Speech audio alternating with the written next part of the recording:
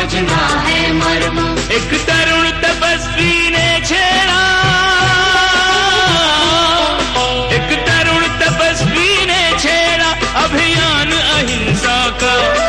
जगव्यापी हो, जगव्यापी हो आह्वान अहिंसा का। यही मुनिवर की कामना, यही गुरुवर की भावना। अहिंसा महाकुंभ से धर्म की हो प्रभावना। यही मुनिवर की कामना, यही गुरुवर की भावना। अहिंसा महाकुंभ से धर्म की हो प्रभावना। जैन धर्म में कहा इच्छा निरोधो तपः। इच्छाओं का निरोध करना तप है,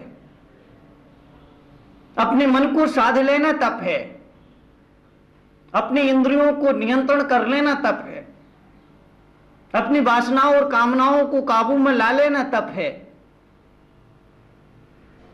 तप जीवन की एक शैली है,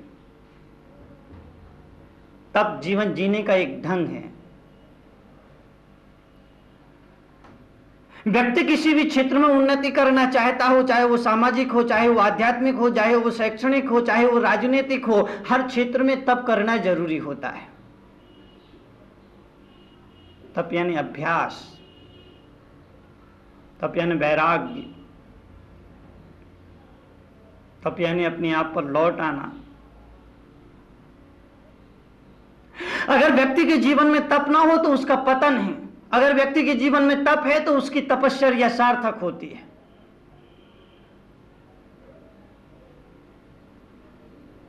भगवान महावीर ने कहा कि तप दो तरह के होते हैं, एक बहिरंग तप और एक अंतरंग तप। आदमी भीतर से भी तप है, बाहर से भी तप है। तब निखर करके वो सोना बनता है, तब निखर करके वो कंचन बनता है। अगर कोई सोना आग में जाने से डरे तो वो समझ लेना कंचन नहीं बन सकता है और वो दुनिया में बहुमूल्य नहीं हो सकता है। लोग उसे अपने सिर आंखों पर बिठा करके नहीं रख सकते। और तुम भी अगर जीवन में कुछ करना चाहते हो तो अपने जीवन की समस्त सुख सुविधाओं को, अपने अस्तित्व को दांव पर लगा देना पड़ेगा। जीवन की सुख सुविधाओं को साधना की भट्टी में झोंक देना पड़ता है, तब जाकर के तप आराधित होता है और तब जाकर के दुनिया चरणों में प्रणाम करती है।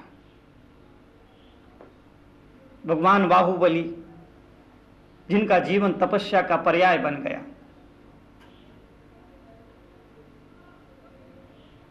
ऋषभदेव के पुत्र होने के नाते चक्रवर्ती भरत और भगवान बाहुबली के बीच में सगे भाई थे, लेकिन भाई भाई के बीच में युद्ध हो जाता है अधिकारों को लेकर के, सत्ता को लेकर के। चक्रवर्ती भरत दिग्विजय के लिए निकलता है। 60,000 वर्ष की यात्रा के पश्चात सारे 6 खंड के लोगों पर विजय यात्रा करके जब वापिस अयोध्या लौटता है तो चक्र रत्न दरवाजे पर खड़ा हो जाता है, प्रवेश नहीं करता है। प्रतीत होता है, मालूम पड़ता है कि अभी और किसी को जीतना बाकी है। चक्रवर्ती भरत ने कहा, अब कौन बचा? सभी दिशाओं को मैंने जीत लिया है, सभी राजाओं ने, महाराजाओं ने, नरेशों ने मेरे चरणों में प्रणाम करके अब मेरी अधीनता स्वीकार कर ली है। अब जीतने के लिए कौन बचा? अब कौन है जिस पर मुझे विजय करना प्राप्त बाकी है? तब मंत्री ने कहा कि महाराज, बाहर वालों को तो आपने जीत लिया है, लेकिन घर वालों को जीतना बाकी है। आपके जो 100 भाई हैं, अभी उन्होंने आकर के आपको प्रणाम नहीं किया है, आपकी अधीनता स्वीकार नहीं की है, इसलिए अभी आपकी दिग्विजय पूरी नहीं हुई है। अभी आप चक्रवर्ती पूरी तरह से नहीं बन पाए। बाहर वालों को खुश करना बहुत सरल है। बाहर वाले बहुत जल्दी प्रसन्न हो जाते हैं, बाहर वाले बहुत जल्दी आपकी तारीफ करने लग जाएंगे, बाहर वाले बहुत जल्दी आपके प्रति समर्पण कर देंगे, लेकिन घर वालों को खुश कर पाना बड़ा कठिन काम। क्योंकि बाहर वालों के साथ तो आप घंटे 2 घंटे रहते हो, 2 घंटे आप अपने को संभाल करके रख सकते हो, अपने आप को असलियत स्वरूप को दबा करके रख सकते हो, लेकिन घर पर तो आपको 24 घंटे रहना है। कब तक छुपा छुपा कर सच्चाई तो प्रकट हो ही जाएगी। इसीलिए बाहर वाले खुश हो जाते हैं, भीतर वाले खुश नहीं हो पाते हैं, घर वाले खुश नहीं हो पाते। घर वालों को प्रसन्न कर पाना बड़ा मुश्किल होता है, और मुश्किल तो उस समय होता है कि तुम्हारी महिमा सारी दुनिया जान जाएगी, पहचान जाएगी, लेकिन तुम्हारी पत्नी, तुम्हारा पुत्र और तुम्हारा पड़ोसी, ये तीन तुम्हारे महत्व को कभी नहीं समझ पाएंगे। तुम्हारी पत्नी तुम्हारे मूल्य का कभी आकलन नहीं कर पाएगी, तुम्हारा पुत्र तुम्हारे महत्व को कभी नहीं समझ पाएगा, और तुम्हारा पड़ोसी तुम्हारी महिमा का बखान कभी नहीं कर पाएगा। दुनिया का कितना भी बड़ा विवेकानंद क्यों ना हो, जब घर लौट करके आता है तो उसकी पत्नी कहती है, पप्पू के पापा तुम में तो अक्ल ही नहीं आई। दुनिया के बड़े से बड़े विवेकानंद की बात कर रहा हूं, जिसकी पूरी दुनिया में नाम चलता हो, रोशनी चलती है, धाक चलती हो, सारी दुनिया आदर करती हो, लेकिन जब घर पहुंचता है तो पत्नी हमेशा यही कहती है कि तुम में तो अक्ल ही नहीं आई, अब तो बड़े हो जाइए। पत्नी तुम्हारे मूल्य को कभी नहीं समझ सकती, पुत्र तुम्हारे महत्व को कभी नहीं समझ सकता, और पड़ोसी, तुम भले ही जगत गुरु क्यों ना बन जाओ, पड़ोसी कहेगा ये तो वही रामलाल है, बचपन में जिसके साथ में खेला करता था। जगत गुरु बन जाओ, शंकराचार्य बन जाओ, विश्व गुरु बन जाओ, महात्मा बन जाओ, बड़े बड़े नेता, पता नहीं कुछ अभिनेता कुछ भी बन जाओ, लेकिन पड़ोसी के लिए तुम वही रहोगे। वो तुम्हें उतना मान सम्मान आदर नहीं दे सकता जितना दुनिया देती है, जितने के दूसरे लोग देते हैं। इसलिए मैंने कहा कि पत्नी, पड़ोसी और पुत्र तुम्हारे मूल्य का आकलन नहीं कर सकते। तो मंत्री ने कहा, महाराज दुनिया को तो जीत लिया है, लेकिन अभी घर वालों को जीतना बाकी है। तो चक्रवर्ती भरत ने कहा, फिर देर किस बात की है, सबके लिए मेरा संदेश भिजवा दिया जाए कि आकर के मेरी अधीनता स्वीकार करे, मेरे सभी भाइयों पर संदेश भेजे जाए। सभी भाइयों पर संदेश भेजे गए।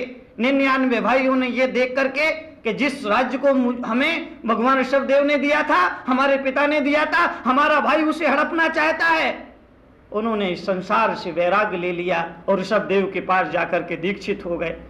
लेकिन जब भगवान बाहुबली के पास ये संदेश पहुंचता है कि चल करके भरत को नमन करो और अधीनता स्वीकार करो, क्योंकि भरत चक्रवर्ती बन रहा है, चक्रवर्ती को नमन करना जरूरी है, तो बाहुबली की धमनियों में जो रक्त बह रहा था, नसों में जो रक्त बह रहा था, वो ऋषभदेव का रक्त था।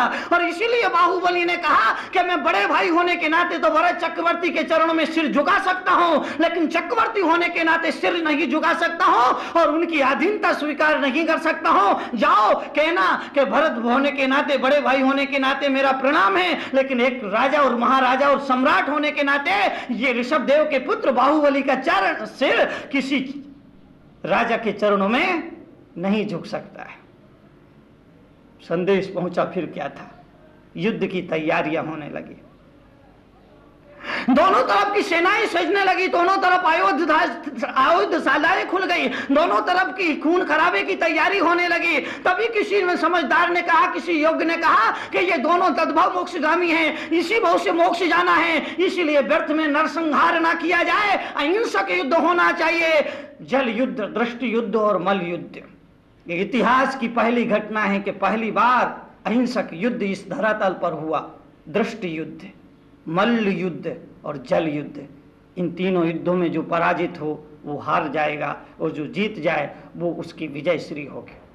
भरत और बाहुबली दोनों में युद्ध होता है, युद्ध में भरत हारता जाता है, बाहुबली जीतते जाते हैं, भरत हार जाता है, बाहुबली जीत जाते हैं। और जब बाहुबली तीनों युद्धों में जीत जाते हैं तो भरत चक्रवर्ती की क्रोध आता है, और क्रोध में जो चक्र रत्न चक्रवर्ती को मिलता है, उस चक्र रत्न को आदेश देता है कि जाओ मेरे दुश्मन की गर्दन काट के अलग कर दो। चक्रवर्ती के आदेश से चक्र रत्न बाहुबली की तरफ बढ़ता है, आगे जाता है, बाहुबली की 3 परिक्रमा देके वापिस आ जाता है, क्योंकि चक्र रत्न परिवार के सदस्यों पर नहीं चलता है।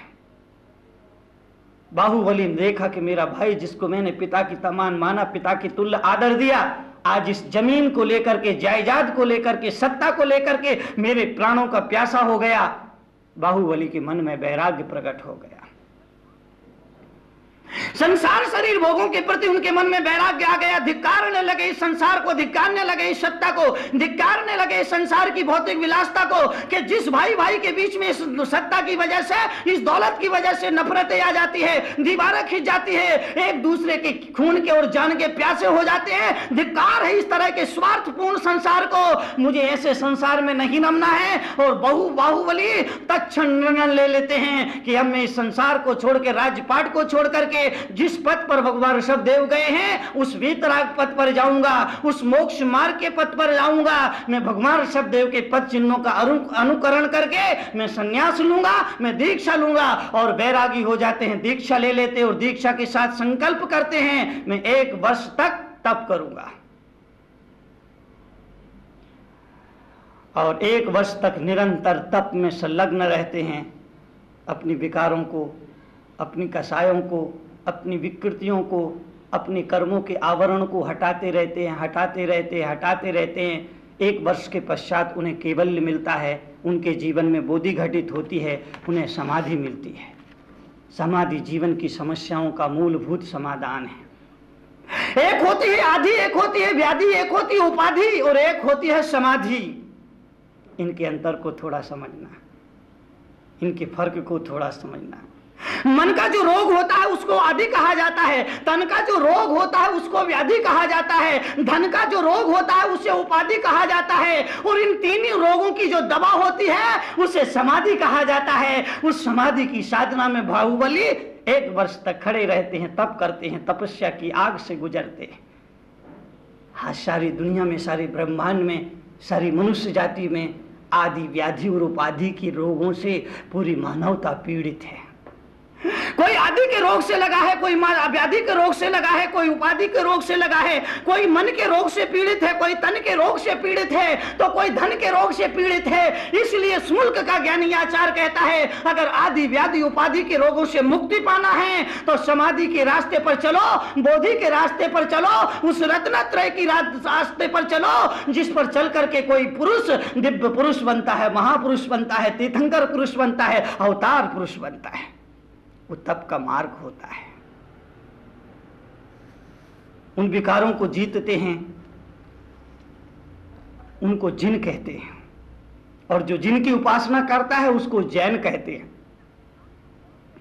जिसने अपने काम को, क्रोध को, मद को, मोह को, लोभ को, इंद्रियों को, इंद्रिय की वासनाओं को जीत लिया उसको जैन दर्शन में जिन कहा जाता है। और जो जिन की उपासना करता है, पूजा करता है, अर्चना करता है उसको जैन कहा जाता है। हमारे यहाँ के हर शब्द में प्राण है, हर शब्द में अर्थ है, हर शब्द में चेतना है, हर शब्द में एक ऊर्जा है।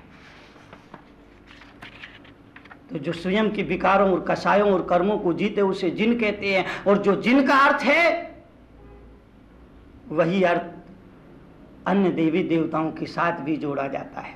इस्लाम धर्म को मानने वाले कहते हैं मोहम्मद। मोहम्मद मोह और मद। अगर आप शब्द की शल्य क्रिया करिए, आप संदेह विच्छेद करिए, तो इस्लाम धर्म के मानने वाले लोग अपने देवता को, अपने भगवान को, अपने ईश्वर को, अपने खुदा को मोहम्मद के नाम से पुकारते हैं, पैगंबर को मोहम्मद के नाम से पुकारते हैं। तो मोहम्मद शब्द का अर्थ आता है मोहम्मद, मोह और मद, यानी जो मोह और मद का मर्दन कर दे वो मोहम्मद होता है। और वैष्णव धर्म, सनातन धर्म को मानने वाले कहते हैं मोहन मदन। मोहन मोह ना, वो मोहन हुआ, मदन मद ना, वो मदन हुआ। जिसमें मोह नहीं वो मोहन होता है, और जिसमें मद नहीं वो मदन होता है। इसलिए सनातन धर्म में अपने ईश्वरों के नामों में से एक नाम मोहन भी है और एक नाम मदन भी है। कितने प्यारे शब्द। ये शब्द बड़े जीवंत है, ये शब्द बड़े अर्थपूर्ण, ये शब्द बड़े भावपूर्ण। इन शब्दों के प्राणों को पहचानने की कोशिश करिए। ईसाई का मतलब क्या है, बुद्ध का मतलब क्या है, अल्लाह का मतलब क्या है, रहीम का मतलब क्या है, वैष्णव का मतलब क्या है, पारसी का मतलब क्या है, सिख का मतलब क्या है। अगर कोई मुझसे पूछे कि मुनि तरुण सागर इन शब्द को आप किस अर्थों में लेते हैं, तो मैं लोगों से इतना ही निवेदन करता हूं कि जो ईश्वर का हो जाता है वो ईसाई हो जाता है, और जो बुद्ध परम बोधि को उपलब्ध हो जाता है है उसको बुद्ध कहा जाता है, और जो आली से आली होता है मैं उसे अल्लाह कहता हूँ, जो सब पर रहम करे उसे मैं रहीम कहता हूँ, और जो संसार के पार देखे उसे मैं पारसी के नाम से पुकारता हूँ, और जो अपने गुरु का शिष्य हो जाता है उसे मैं सिख कहता हूँ, और जो बैर का विनाश करे उसे मैं वैष्णव कहता हूँ। बैर का विनाश करने वाला वैष्णव है, बैर का विकास करने वाला वैष्णव। वैष्णव जन तो तेने कहिए जो जाने पीर पर आई रे। गांधी जी की प्रिय प्रार्थनाओं में से एक प्रार्थना है, वैष्णव वो है जो दूसरे की पीड़ा को पहचानता है, वैष्णव वो है जो दूसरे के तकलीफ को पहचानता है, जैन वो है जो दूसरे के दुख और दर्द को समझता है। अपने दुखी को लेकर तो हर आदमी रो लेता है, अपने दुख में, अपने कष्ट में, अपनी पीड़ा में, अपनी वेदना में तो हर आदमी आंसू बहा लेता है। अरे अपने दुख को लेकर तो हर आदमी आंसू बहा लेता है, लेकिन जिसे दूसरे की पीड़ा देख करके जिसकी आंखों में आंसू आ जाए वो सम्यक दृष्टि होता है, वो ज्ञानी होता है, वो संत पुरुष होता है, वो कोई महापुरुष होता है जिसे दूसरे की पीड़ा को देख करके आंखों में आंसू आ जाते। सम्यक दृष्टि से तात्पर्य क्या? रसगुल्ला का नाम सुन के जिसके मुख में पानी आ जाए वो अज्ञानी है, और जिसकी आंखों में पानी आ जाए वो ज्ञानी है। रसगुल्ला का नाम सुन करके, गुलाब जामुन का नाम सुन करके, राजभोग का नाम सुन करके जिसके मुख में पानी आ जाए, वो लार टपकने लगे, समझ लेना वो अज्ञानी जीव है। अगर आप जानना चाहते हैं जीवन का व्यवहारिक ज्ञान, चाहते हैं अपने जीवन में परिवर्तन, तो पढ़िए जीवन के व्यवहारिक ज्ञान से रूबरू कराती विश्व में कड़वे प्रवचनों के लिए विख्यात क्रांतिकारी राष्ट्र संत मुनि श्री 108 तरुण सागर जी महाराज की बहुचर्चित पुस्तक कड़वे प्रवचन, जिसका नाम दर्ज है Guinness book of world records में, 14 भाषाओं में, जिसकी अब तक 7 लाख प्रतियां प्रकाशित हो चुकी हैं। देश के सभी AH व्हीलर के रेलवे बुक स्टॉल्स पर उपलब्ध कड़वे प्रवचन के 8 भागों का पूरा सेट मात्र 1200 रुपए में, एवं कोई भी एक भाग मात्र 150 रुपए में, पोस्टिंग एवं हैंडलिंग चार्जेस एक्स्ट्रा। मंगवाने के लिए आज ही संपर्क करें 196 सेक्टर 18 फरीदाबाद हरियाणा। संपर्क सूत्र 0129 226254 098 107 ईमेल ahimsamahakundh108@gmail.com। क्रांतिकारी राष्ट्र संत मुनि श्री तरुण सागर जी महाराज के क्रांतिकारी विचारों को जानने व समझने के लिए घर बैठे ही मंगवाएं अहिंसा महाकुंभ पत्रिका और मुनिश्री के विचारों को पढ़कर सुधारें अपना जीवन। अहिंसा महाकुंभ पत्रिका की आजीवन सदस्यता प्राप्त करें मात्र 2100 रुपए में। आज ही संपर्क करें अहिंसा महाकुंभ पत्रिका 196 सेक्टर 18 फरीदाबाद हरियाणा। संपर्क सूत्र 0129 226254 09810724900।